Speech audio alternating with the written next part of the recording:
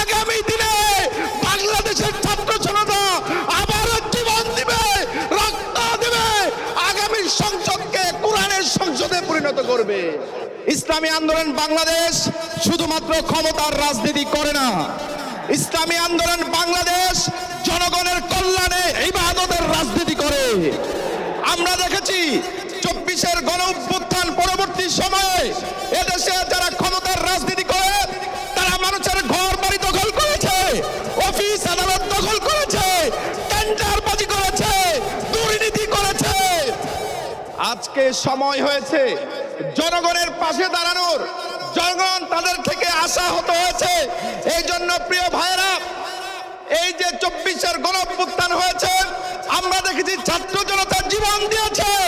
আগামী দিনে বাংলাদেশের ছাত্র জনতা আবারও জীবন দিবে, রক্ত দেবে, আগামী সংসদকে কোরআনের সংসদে পরিণত করবে।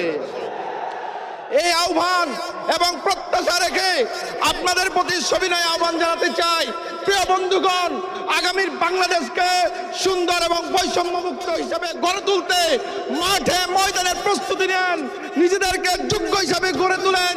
এই আহ্বান জানিয়ে, এই প্রত্যাশা জানিয়ে আমি আমার সংক্ষিপ্ত বক্তব্য শেষ করছি। আল্লাহ হাফেজ। আসসালামু আলাইকুম রহমতুল্লাহি ওয়া বারাকাতুহু।